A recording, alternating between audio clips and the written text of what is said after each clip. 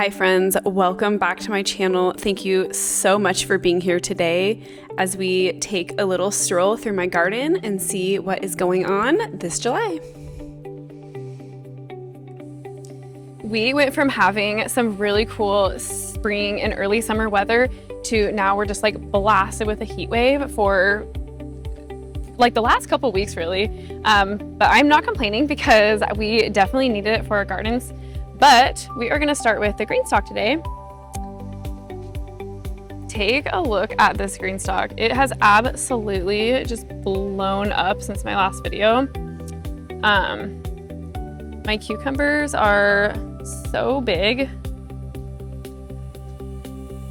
I actually planted this a little bit later than my garden, which that's also why this cucumber is doing so well, because my garden, I planted my cucumbers way too early before June, and I should not have done that. I will never do that again. And this one is planted after June, and so we didn't get a lot of cold weather for this thing. So yeah, it is thriving and loving life.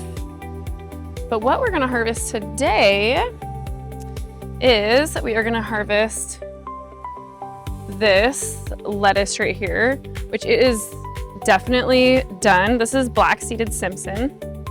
I really love this lettuce. It's really soft. I don't know, it doesn't have a lot of crunch to it, but it's actually kind of nice.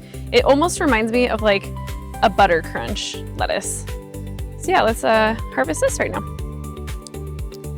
I actually went through here a few days ago and I dusted a little bit of this with some DT, just because we have a massive problem with bugs right now.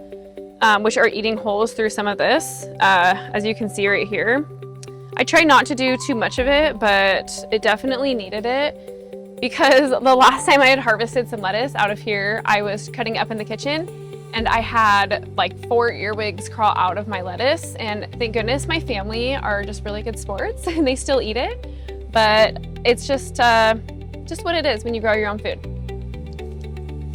So yeah, I'm just gonna chop it from here. And I'm not gonna chop it where it comes back again. I just chopped it all the way down. And I'll probably plant something else here, maybe for a fall crop. Because since we are in such high heat, anything that I plant is really just gonna bolt almost instantly. So it's really just not worth it. I've done it way too many times. So I'm actually gonna be taking this arugula out right now because it has gone to flower. I hate taking it out though because the pollinators have been loving it, but I have so many flowers that are about ready to bloom and are bloomed right now that I don't think I'm in any shortage of pollinating plants. So I'm gonna take this out. And the only reason I'm actually really taking it out is because I don't want it to shade out anything else below it. I already kind of struggle with a little bit of shade in this spot as it is. As you can see, not all of it has sun on it right now. And so I really want those peppers to get the maximum amount of sun they can, which is kind of crazy because last year I got a massive amount of peppers off of this green stalk that sits in the shade for probably half of the day. So yeah, I was very impressed. But here is our arugula, which I will put in our compost pile. You guys, it's so hot out here right now that this black-eyed Susan is completely just like wilting over. And it's been watered. It has plenty of water. It's just that hot. Okay, I want to show you guys the difference just between two different types of basil. So here is the purple Petra basil. As you can see, this is, I just don't have good luck with this. Maybe I'm doing something wrong. I don't know. But it's like this every single year. It's just small and I don't know. And then here is my Genovese basil, which is starting to really fill out. Like it's looking amazing. I'll probably be harvesting actually off of this really soon because I need to dry some. But yeah, that's just the difference between two different types of basils. I love the Genovese basil. I grow this every single year and I get massive amounts and they're really large leaves. Also, can we take a look at this stunning heirloom petunia right here? It is so beautiful. I love these, and this is gonna be on my list every single year now because I am absolutely obsessed. I started these from seed back in March, and they were really fast growing, especially for a petunia, and yeah, I'm really happy with them. Look at these little peppers. We're coming, we're moving along, guys. We are finally getting some on right now. One thing that I love about herbs is that you really just don't need a big space to have herbs or dried herbs, however you wish to use them. I just keep my oregano right down here in this pot. I think it's like probably a 16-inch pot. And I get all the dried oregano that we can use pretty much in a year. And I will cut it back a few times throughout the season and dry it, and it just keeps coming back up really fast. So yeah, you don't need a lot of room for herbs, which is amazing. One of my super exciting new things that I was doing this year is I did a cut flower garden just in my flower beds, and I am so excited because really, like, I would say this week things are really starting to bloom.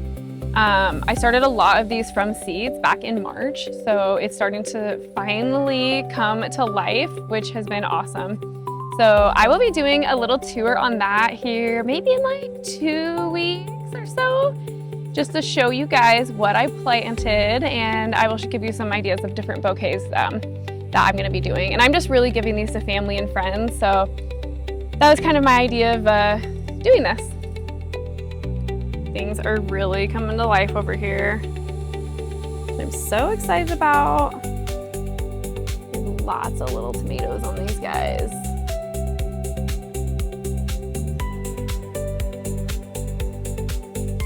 One tomato plant that is doing just so surprisingly well, I've never grown it before, is this black strawberry cherry tomatoes. I mean, there are clusters of cherry tomatoes quite literally up this entire thing, and a whole bunch more coming on right now. So yeah, this will be a really exciting one to try. I hope it tastes amazing. We are going to be harvesting these little beauties here soon. They're just starting to blush and come on big. This plant is still so dang tiny. I'm like, is this a determinate plant? I'm actually wondering. Every year in the spring, I start enough seeds to sell, and I have several different customers now. I built kind of a little bit of a customer base over the last several years. And I somehow this year did not save very many plants for myself, which is kind of a bummer because I did have to go out and buy some. I bought some actually just from our local nursery, and it's actually one of my favorite nurseries that I buy most of my annuals from. But I bought some tomato plants from them this year and pepper plants, and unfortunately, I was less than impressed. They have been my slowest growing tomatoes, and so far they just haven't really done the best. I don't know exactly why that is, but I can show you the difference between the ones that I had saved for myself and then the ones I had bought. They are different varieties, but typically I get my first tomatoes, they're cherry tomatoes. I usually get my first cherry tomatoes in the beginning of June. Beginning to mid of June, and I still have yet to get any. And yeah, we have had a little bit cooler weather, but still I usually get some, so definitely won't be doing that again. But yeah, I'll show you guys what I have. Here is another one of my tomato plants that I started back in March from seed, and this little beauty has got so many tomatoes on right now. It is literally loaded in tomatoes. I mean, they're pretty much everywhere. So that's exciting. Those will be ready here probably any day now. One thing that I'm really excited about right now is we're having a really great season so far with our carrots. One thing that I do in the spring to really ensure that my carrots are fed what they need is before I plant, when I amend my soil, I add in a little bit of bone meal. I usually do about 2 tablespoons per, I think it's like square foot. And they seem to really love it. Yeah, so here they are, and these will probably be ready really, like, I would say maybe August, September. And I will try to store a lot of these if I can. I have a couple of varieties of carrots that I am growing, but the main variety that I am growing for storage is the Danvers 126, I believe it's called. I think they used to be called Danvers Half Long. I don't know, I think they changed the name, but yeah, those ones seem to store really well, and that is the variety that I chose to grow this year. My girls have been out here today picking green beans, but we have some dragon's tongue green beans coming on. They just come out here and eat them just raw, and they love them like that. So yeah, pretty soon we'll get hit really hard with green beans. Last year I had so many green beans that I was giving them away in bagfuls to my family and my friends. So hopefully this is another really good green bean year. Now that I'm over here showing you guys these blackberries, I just realized I need to get some water on them. I watered them a couple days ago, but I think they need some more. They're loaded, loaded, loaded. We get tons of blackberries on these bushes. I don't know exactly what variety of blackberry they are, but they're pretty beautiful.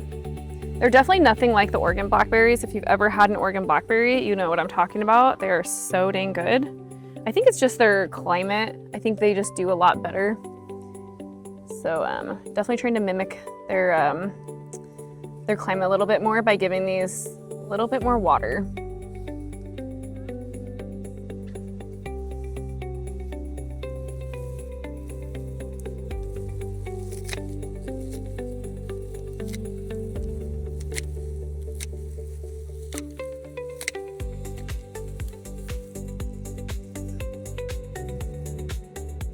Chives are incredibly easy to grow and they come back every single year. So if this is something that you like, I definitely recommend growing it. It is pretty foolproof. So yeah, which is kind of nice because I can kind of just forget about it. Well, if you made it to the end of this video, thank you so much for watching it. I really appreciate it. If you liked this video, please hit like and subscribe. It really helps my little channel grow. And yeah, I'll catch you guys next time.